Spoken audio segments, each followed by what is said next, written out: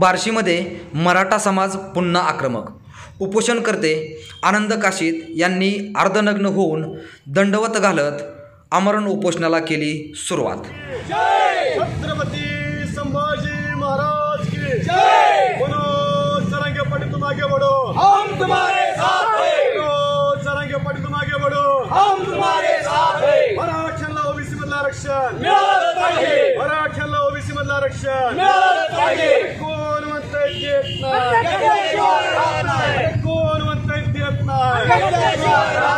एक मराठा, एक मराठा, छत्रपती शिवाजी महाराज की जय. छत्रपती संभाजी महाराज की जय. एक मराठा, लाख मराठा, एक मराठा. मराठा समाजाला ओबीसीमधून सरसकट आरक्षण मिळावे यासाठी मनोज जरांगे पाटलांना पाठिंबा देण्यासाठी बार्शी तहसील कार्यालयासमोर आनंद काशीद यांनी अर्धनग्न होऊन छत्रपती शिवाजी महाराजांसमोर दंडवत घेत या ठिकाणी आमरण उपोषणाला सुरुवात केली. या प्रसंगी बार्शी तालुक्यातील मराठा समाज बांधव यावेळी उपस्थित होते. मराठा समाजामधील आरक्षणाबाबतची धग आणखीनही कमी झालेली नाही. याबाबतची तीव्रता आपल्याला सबंध महाराष्ट्रामध्ये या आंदोलनाच्या आणि उपोषणाच्या माध्यमातून बघायला मिळत आहे. त्याचं ज्वलंत उदाहरण म्हणजे बार्शीत चालू झालेलं हे अर्धनग्न आंदोलन. या प्रसंगी मराठा उपोषणकर्ते आनंद काशीद यांनी सरकारला खडसावून सांगितले की लोकसभेच्या निवडणुकीमध्ये आम्ही आपल्याला या ठिकाणी अर्धनग्न केलेले आहे, परंतु विधानसभा निवडणुकीमध्ये आम्ही मराठा समाज तुम्हाला पूर्ण नग्न केल्याशिवाय राहणार नाही. चला तर बघूया आनंद काशीद यांची प्रतिक्रिया. जय जिजाऊ, जय शिवराय. मराठा समाजाला सरसकट ओबीसी मधलं आरक्षण मिळावं याकरिता मराठा समाजाचा योद्धा मनोज जरांगे पाटील यांनी अंतरवाली सराट या ठिकाणी आज 8 जून रोजी सकाळी 10 वाजता आमरण उपोषणाला सुरुवात केली आहे. आमची सरकारला हात जोडून परत विनंती आहे की आमचं जे मराठ्यांचं हक्काचं असणारं ओबीसी मधलं आरक्षण आहे ते आम्हाला द्या. यासाठी आमरण उपोषण आहे. जरांगे पाटलांच्या पाठीशी बार्शी तालुक्यातला गरजवंत मराठा समाज हा नेहमीच ताकदीनं उभा राहिलेला आहे. सातत्यानं मराठा समाजानं जरांगे पाटलांच्या पाठीशी खंबीरपणे उभा राहून सरकारचं लक्ष वेधण्यासाठी मोठी आंदोलनं उभी या तालुक्यामध्ये केलेली आहेत. आज सुद्धा आम्ही बार्शी तहसील कार्यालयासमोर आमरण उपोषण सुरुवात करत आहोत आणि आमरण उपोषण सुरुवात करताना ते अर्धनग्न अवस्थेमध्ये दंडवत घेऊन आंदोलनाला सुरुवात केलेली आहे. याच्यासाठी अर्धनग्न होऊन आंदोलनाला सुरुवात केलेली आहे. आत्ताच लोकसभेच्या निवडणुका पार पडले. तुम्ही म्हणत होता की मराठा समाजाचा कुठलाही परिणाम मतांवरती होत नाही.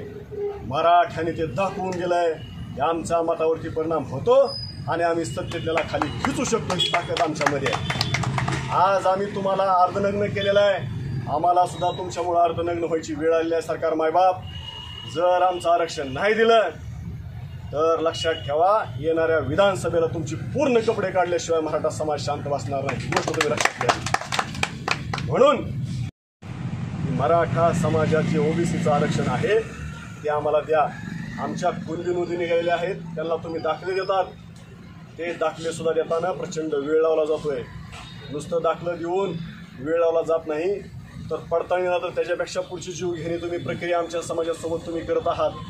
विनाकारण मराठा समाजाला त्रास देण्याचं काम हे सरकार आणि त्या ठिकाणी बसलेले अधिकारी करत आहेत. तर आमचं म्हणणं असं आहे की मराठा समाजाचं ओबीसीचं आरक्षण तुम्ही सरसकट द्या. आमच्यासोबत तुम्ही त्या ठिकाणी विनाकारण मराठ्यांना छळण्याचं काम करू नका. अंतरवाली सराटीमध्ये 2-4 कुत्री काय तुम्ही सोडल्या ती आणि त्यांच्यामार्फत सांगता इथं आंदोलन तुम्ही करू नका, तिथं आंदोलन करू नका. अंतरवाली सराटे हे सध्या फक्त गाव राहिलेलं नाही तर या महाराष्ट्रातलं सर्वात पवित्र ठिकाणापैकी ते एक पवित्र ठिकाण झालेलं आहे. अंतरवाली सराटे हे फक्त गाव नाही, सरकारने हे लक्षात घेतलं पाहिजे आणि तुम्ही असला परत खेळ मराठ्यांसोबत आणि जरांगे पाटलांसोबत करायचा थांबवला पाहिजे. आमच्या मागण्या मान्य करा ना बाकीच्या सगळ्या गोष्टी करण्यापेक्षा. आणि तुमच्यामध्ये जर मस्तीच असेल, तुम्हाला वाटतं असेल आमच्याकडे सत्ता आहे, पैसा आहे, आम्ही काय पण करू शकतो, तर लक्षात ठेवा घोडा मैदान जवळ आलेला आहे. तुम्हाला त्याच्यामध्ये सुद्धा आम्ही धडा दाखवल्याशिवाय, मराठा समाजाची ताकद दाखवल्याशिवाय शांत बसणार नाही. परंतु तो आमचा उद्देश नाही.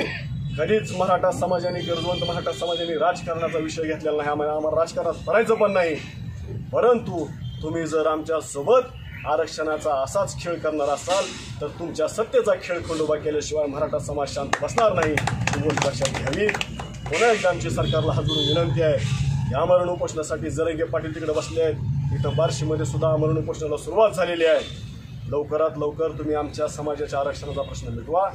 ओबीसीमधलं आम्हाला आरक्षण द्या आणि समाजाला न्याय द्या. समाजाचा रोष घेऊ नका. समाजाचा त्या ठिकाणी आशीर्वाद तुम्ही घ्या.